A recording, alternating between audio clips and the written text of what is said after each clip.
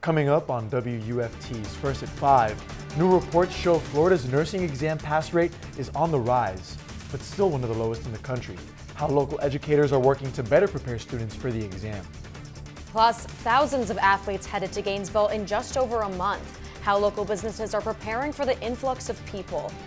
And new tariffs imposed starting today. What items you can expect to see impacted.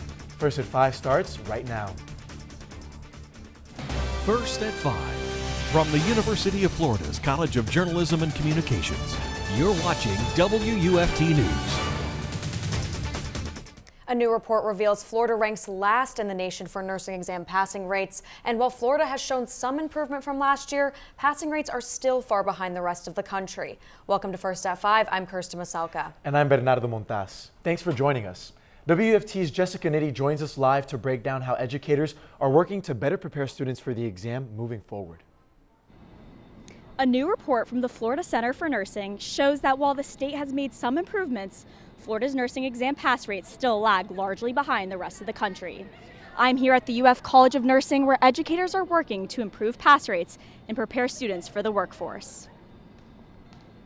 While more students are enrolling in nursing programs, experts say Florida must do better to prepare future nurses to pass their licensing exams. Tracy Eisen, Department Chair of Nursing Programs at Santa Fe College, says the bigger concern is that Florida needs more nurses fast.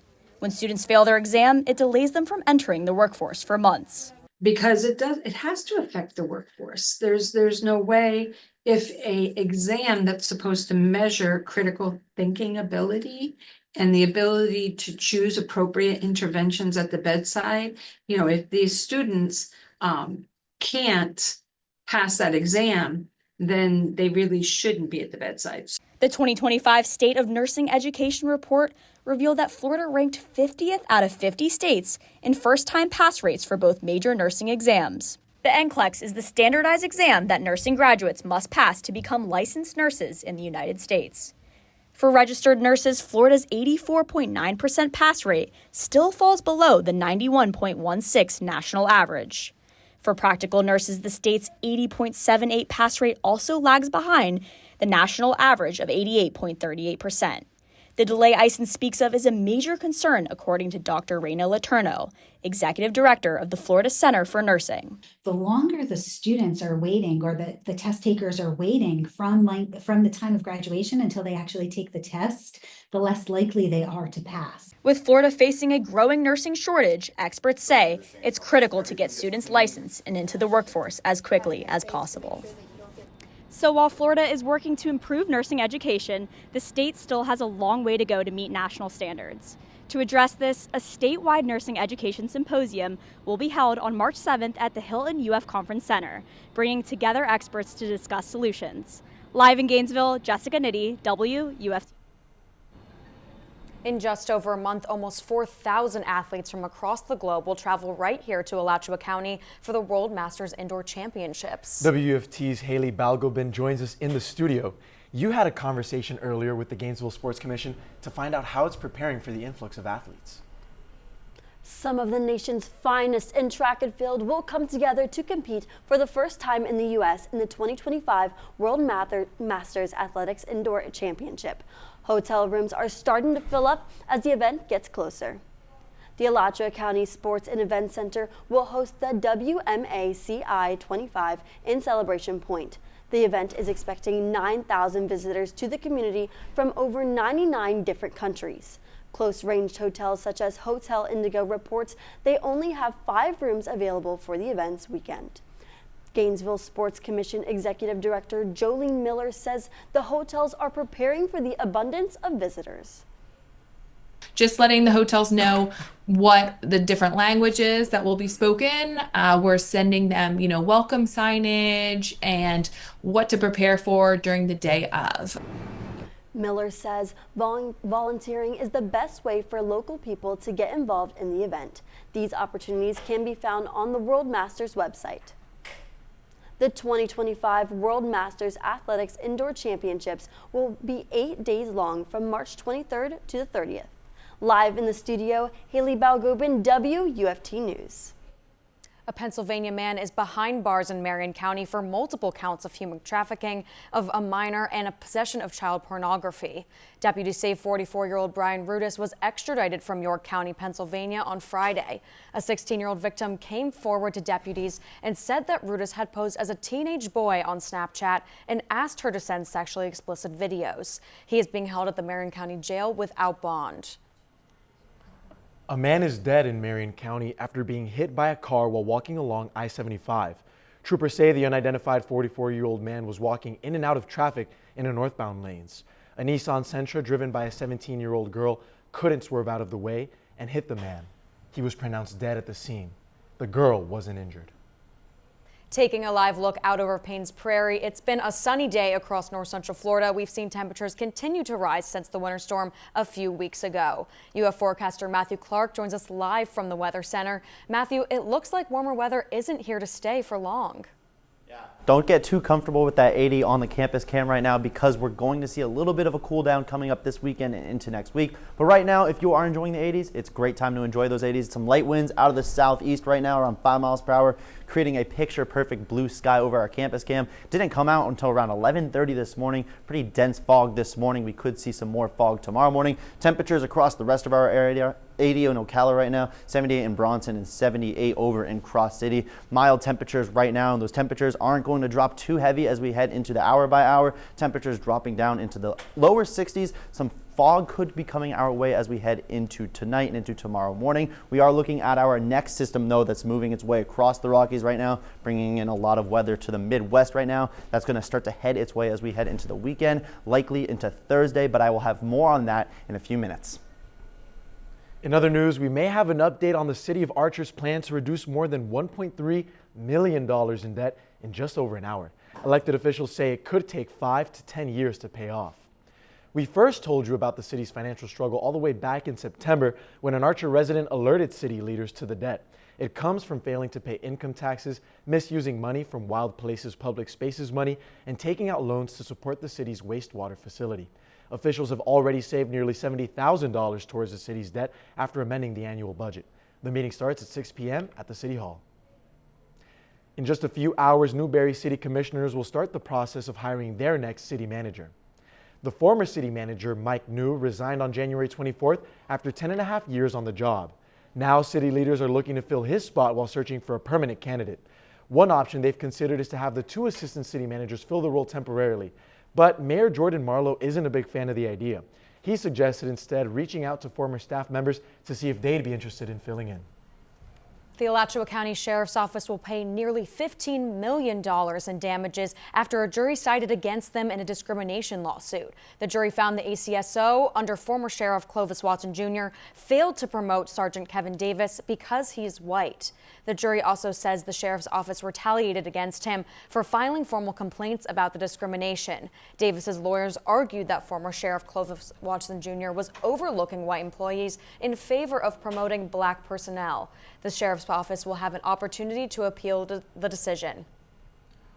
Just hours ago, the University of Florida Police Department welcomed its newest police chief. Chief Bart Knowles has led UFPD since last June after former police chief Linda Stump-Kernick left the position. Stump-Kernick was the first woman to serve as police chief and held the position for 21 years. Knowles has been working with the department since 2010, but started his career with Gainesville Police Department all the way back in 1991. He was officially offered the job after a nationwide search concluded.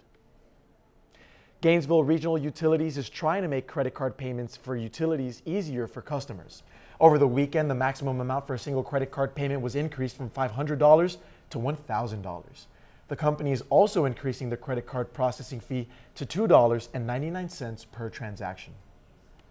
Coming up on First at 5, a proposal to restrict term limits for Florida lawmakers. Whether this choice will be up to the voters in 2026. And tariffs on U.S. goods setting in today. How this is expected to hit local businesses, plus the new tariffs President Trump imposed over the weekend. That'll be after the break.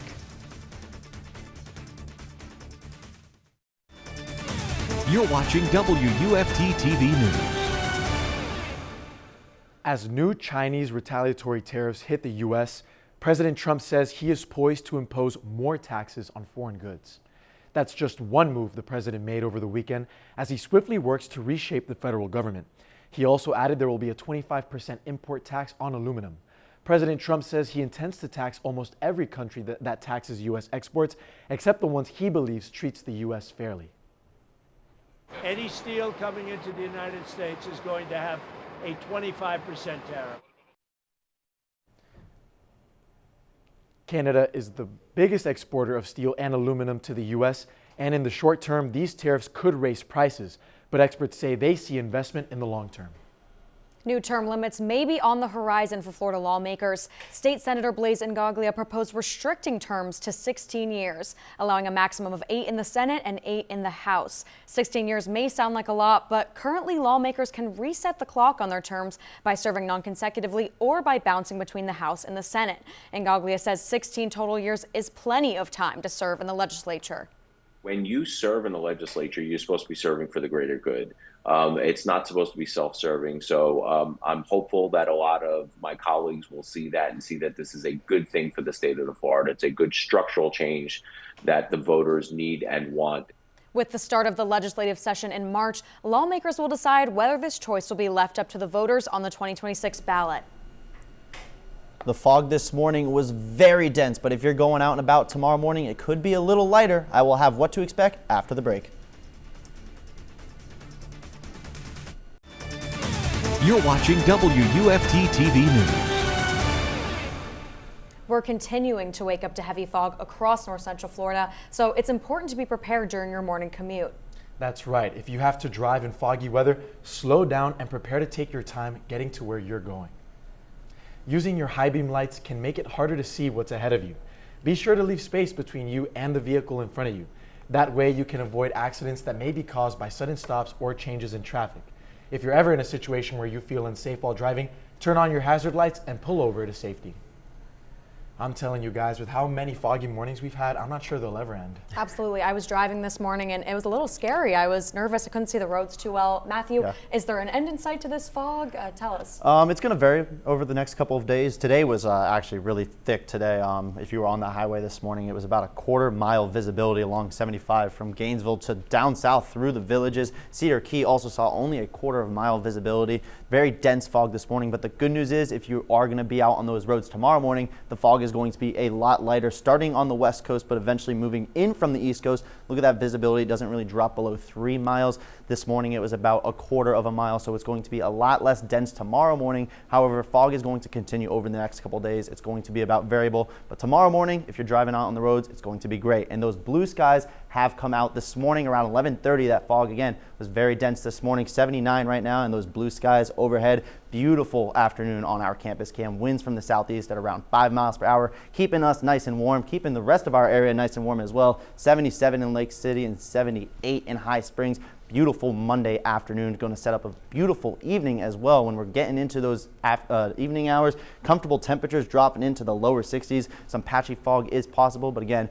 not as dense as this morning. Tomorrow morning, those lows are going to be in the upper 50s and then in the lower 60s, 61 in Ocala, 57 down in Crystal River, and 56 over in Cedar Key. So not going to be that chilly tomorrow morning. A little bit of a chill to the air, but not too chilly. And then tomorrow afternoon, those high temperatures are going to be back up in the 80s. So if you're out and about tomorrow afternoon, 81 in Gainesville, 80 in Lake City, pretty much 80s across the board here in Florida. 71 over in Cedar Key, a little bit on the water, a little bit more of a breeze. We are tracking our next system right now that's moving its way across the Rockies right now, and that's going to bring a severe weather threat to parts of the southeast, mainly in Mississippi and parts of western Alabama. A slight scattered risk for that area, just some tornadoes could be possible, but that system is going to start to move its way towards our area, bringing in that heavy rain to Jackson and Alabama. Look at that Wednesday night. Very strong cold front over there. It's going to bring some strong showers and thunderstorms to Tallahassee. It's going to weaken a little bit as it makes its way through Gainesville around Thursday night, but we are going to be seeing some rain Thursday night into early Friday morning. It's very humid out there right now. It's not that dry over in Perry. Perry's 25, but it's actually around 50 as well.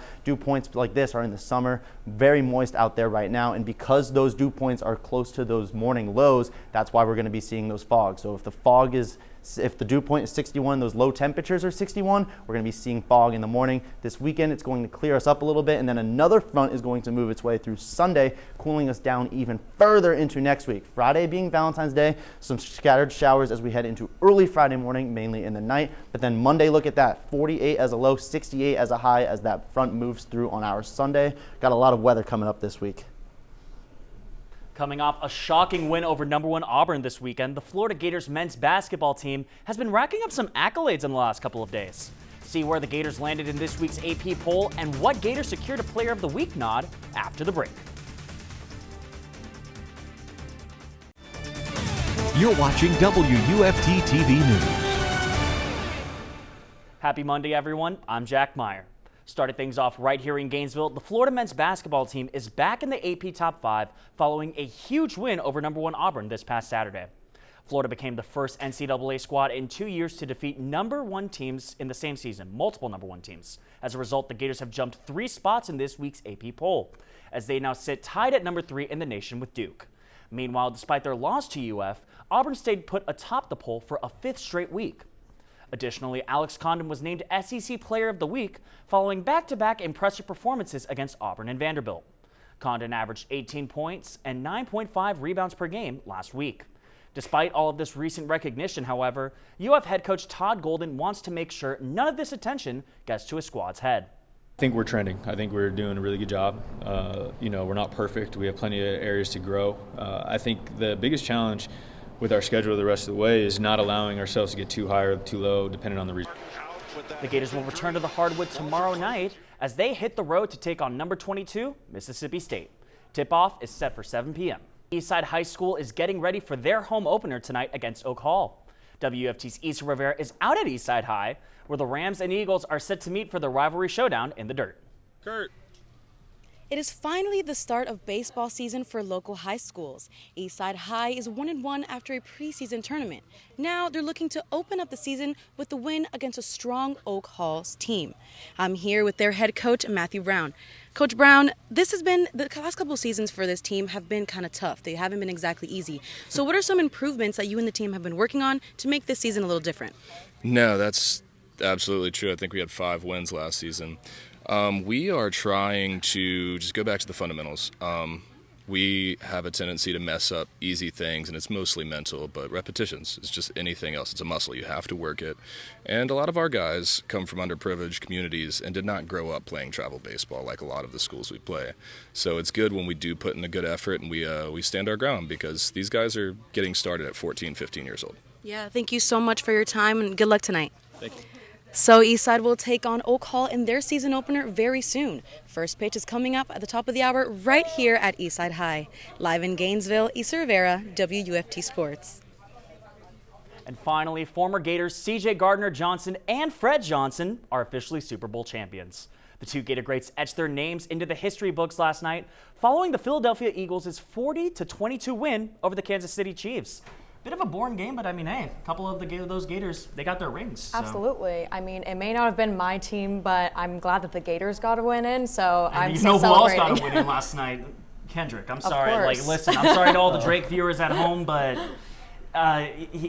Kendrick just put on a show that was absolutely electric. And speaking of putting on a show, the weather might have a bit of a putting on a show for us. Tell us all about that, Matt. Yeah, actually, last week it was just 80s across the board, but this upcoming week it looks like a roller coaster from that 7-day. I mean, it's just up and down. Look at that, 80 up to 84, and then a drop from a front that we see on Thursday. But starting immediate, though, we could see some light fog as we wake up on Tuesday morning. Fog is going to continue throughout the week, but then look at that, 50% chance of rain Thursday night into Friday morning for Valentine's Day, giving you a slight cool down on your Friday, Valentine's Day if you have evening plans. It's going to be a beautiful night, and then the weekend, Saturday is going to be beautiful before another front moves through Sunday, and we see very cold temperatures on Monday, getting a little bit of a break from those 80s.